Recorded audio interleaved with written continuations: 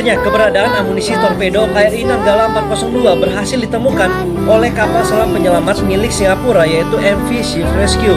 Dan penemuan itu berdasarkan hasil visual yang tertangkap oleh ROV kapal rescue Angkatan Laut Singapura.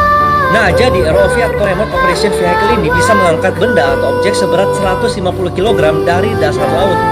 Hanya saja proses evakuasi ini akan dilakukan secara bertahap karena kemampuan dari ROV hanya bisa mengangkat beban sekitar 150 kg. Sedangkan untuk pengangkatan barang yang tergolong besar, petugas nantinya akan kembali melakukan koordinasi teknis evakuasinya. Menangis pun semua telah terjadi, yang hilang tak mungkin kembali.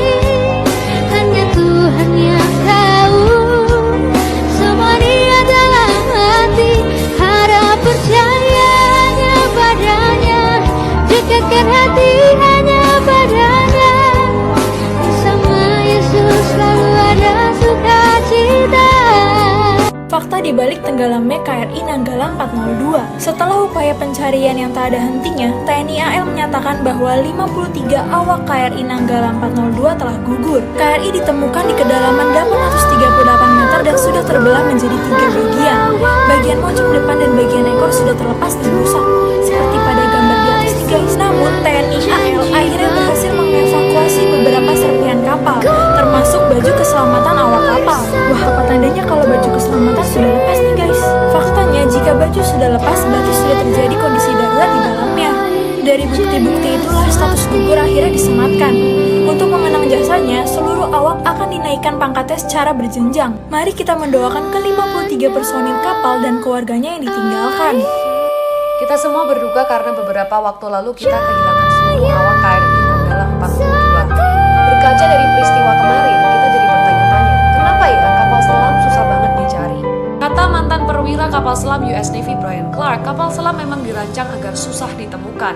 Tujuan dibuatnya kapal selam adalah untuk menyusup secara diam-diam ke perairan musuh. Termasuk KRI Nanggala 402 yang digunakan untuk memantau pergerakan musuh. Kedua, sebenarnya dalam keadaan darurat, kapal selam bisa mengaktifkan ping on board atau mengirimkan pelampung yang memancarkan sinar sehingga bisa dilacak. Tapi pada kasus KRI Nanggala, kapal selam justru diam, makanya pada saat itu sempat diprediksi kalau kapal mengalami blackout dan nggak bisa melakukan prosedur kedaruratan.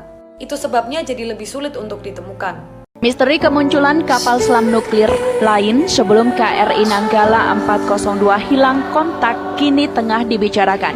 Sebelum KRI Nanggala 402 hilang, sehari sebelum tepatnya tiba-tiba muncul sebuah kapal selam nuklir.